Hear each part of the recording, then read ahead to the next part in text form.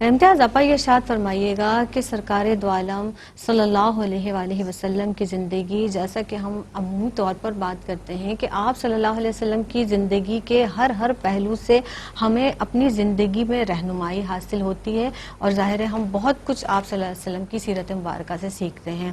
سرکار دو عالم صلی اللہ علیہ وسلم کو راہ خدا میں جب آپ صلی اللہ علیہ وسلم نے پیغام دیا، ستایا گیا، بہت پریشان کیا گیا، آپ صلی اللہ علیہ وسلم کو جس قدر تکلیفوں کا سامنا کرنا پڑا اس کی مثال یقیناً ہمیں نہیں ملتی، لیکن آپ صلی اللہ علیہ وسلم کی زبان مبارک سے، زبان اقدس سے کبھی کوئی شکوہ، کبھی کوئی ایسی بات، کبھی کوئی مایوسی یا ناشکری والی بات دور دور تک ہمیں نظر نہیں آتی۔ آپ کیا فرمائیں گے اس حوالے سے؟ ارشاد فرمائیے گا۔ شکریہ زینب۔ بسم اللہ الرحمن الرحیم۔ ان الانسان لربہ لکنود، انسان بڑا ہی ناشکرا ہے۔ نبی کریم علیہ السلام کی ذات مبارکہ، آپ محبوب خدا ہیں، آپ سید المرسلین ہیں۔ اس نے یوسف دم عیسیٰ ید بیضا داری، آنچے خوبہ ہما دارن کہ تو تنہا داری۔ تو آپ علیہ السلام کی ذات مبارکہ میں وہ ساری خوبیاں انتہائی کمال کے ساتھ جمع ہیں جو ہم حضرت ایوب علیہ السلام میں دیکھتے ہیں، حضرت نوح علیہ السلام میں دیکھتے ہیں، حضرت داؤد علیہ السلام میں دیکھتے ہیں، کیونکہ آپ تو سردار ہیں مرسلین کے، تمام رسولوں کے سردار ہیں۔ تو آپ میں تو صبر بھی کمال درجے پر ہے، آپ میں شکر بھی کمال درجے پر ہے۔ آپ شکوے اور شکایت کی بات کرتے ہیں، میرے آقا علیہ السلام تو وہ جو آپ کو ستا رہے ہیں آپ انہیں دعائیں دیتے ہیں۔ اللہ اکبر، کیا بات! اس درجہ کمال کی بلندی پر ہیں آپ۔ وَإِنَّكَ لَعَلَىٰ خُلُقٍ عَظِيمٍ، آپ کے اللہ رب العزت نے آپ کے اخلاق کو خلق عظیم فرمایا ہے۔ بے شک۔ تو آپ علیہ السلام کی زندگی پر نگاہ ڈالیں تو بے شک آپ نے صحیح کہا کہ مصائب انبیاء سے کہیں زیادہ آپ علیہ السلام کی زندگی میں آئے، اور طائف کے بازار بھی ہیں کہ جہاں آپ کی اوپر پتھر مارے جاتے ہیں، تو آپ دیکھیں کہ اس کا اینڈ کہاں ہوتا ہے، فرشتہ آتا ہے تو آپ ان کے لیے دعا ہی دیتے ہیں کہ نہیں، وہ کہتا ہے کہ ان پہاڑوں کے بیچ میں ان کو پیس دیا جائے، فرماتے ہیں نہیں، انہی کی نسلوں میں آئیں گے۔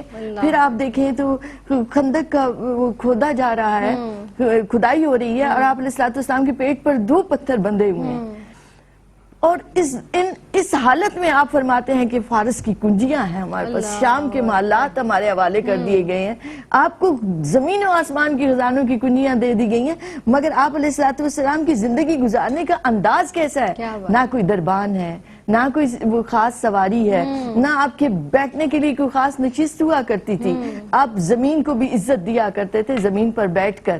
آپ علیہ السلام کا کوئی دربار نہیں تھا شاہانہ، اور آپ کا رعب اور دبدبہ یہ تھا کہ کوئی آتا تھا تو وہ کہتے تھے کہ ہم نے بادشاہوں اور شہنشاہوں کے دربار کا وہ منظر نہیں دیکھا جو آپ علیہ السلام کے دربار کا منظر ہوا کرتا تھا۔ یہ کیا تھا کہ آپ اس یقین کے اس کمال درجے پر ہیں کہ آپ کو معلوم ہے یہ سب ہوگا، سب کچھ مسلمانوں کو حاصل ہوگا۔ آپ اس وقت الف لام میم غلبت الروم، جب روم والے وہ مغلوب تھے، اس وقت خوشخبریاں سنا رہے ہیں کہ نہیں، وجہ کیا تھی کہ وہ بھی حضرت عیسیٰ علیہ السلام کے ماننے والے تھے کہ وہ غالب آئیں گے، تو غلبے کی خوشخبریاں سنا رہے ہیں، اور آپ نے قیامت تک کے لیے قرآن مجید نے اور نبی کریم علیہ السلام نے بتا دیا کہ اگر تم حق پر ہو تو تمہیں گھبرانے کی ضرورت نہیں ہے۔ الا ان اولیاء اللہ لا خوف علیہم ولا هم یحزنون، کہ اللہ کے دوستوں کو خوف غم نہیں ہوتا۔ پھر فرمایا اللہ کا گروہ ہمیشہ غالب آ کر رہے گا۔ تو آپ علیہ السلام نے قدم قدم پر مسلمانوں کو ڈھارس دی ہے، مسلمانوں کو حوصلہ دیا ہے۔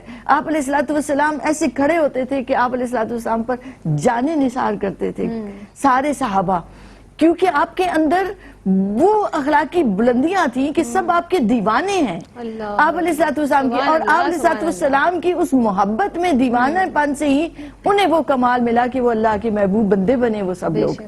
تو آپ علیہ السلام کی ذات مرکز اور محور ہے، دین کا بھی ایمان کا بھی، کہ آپ سے ہی ہمیں ایمان ملا ہے، آپ سے ہی قرآن ملا ہے، آپ سے ہی دین کا سبق ملا ہے۔ آپ دیکھیں تو ہماری ساری عبادات نبی کریم علیہ السلام کے گرد جاتی ہیں۔ اللہ نے قرآن مجید پورے میں کہیں نماز کی ڈیٹیل نہیں دی، کہ روزے کی ڈیٹیل نہیں دی، کہیں حج کی ڈیٹیل نہیں دی، آپ کو ساری عبادات کے لیے نبی کریم علیہ السلام کو دیکھنا پڑے گا۔ تو شکوہ اور شکایت تو دور کی بات ہے، آپ تو زندگی کے ایک ایک پہلو کی طرف رہنمائی فرما رہے ہیں۔ آپ نے 23 برس کے عرصے میں پوری انسانیت کو نظام آج زندگی دے دیے، اقتصادی نظام بھی دے دیا، معاشی نظام بھی دے دیا، معاشرتی نظام بھی دے دیا۔ اور آپ نے مسلمانوں پر حقوق بتا دیے.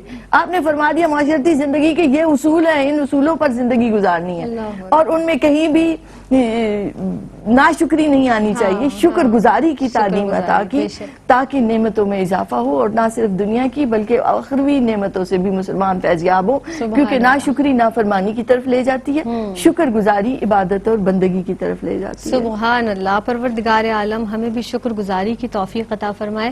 یہاں ہمیں ایک وقفے پر جانا ہے, مزید گفتگو بھی کریں گے اس موضوع کی مناسبت سے. سوال بھی میرے پاس موجود ہے, ہماری مذہبی اسکالر اس پروگرام میں تشریف فرما ہے. آپ رہیے گا ہمارے ساتھ, ہم رہیں گے آپ کے ساتھ. ملتے ہیں اس مختصر سے وقفے کے بعد.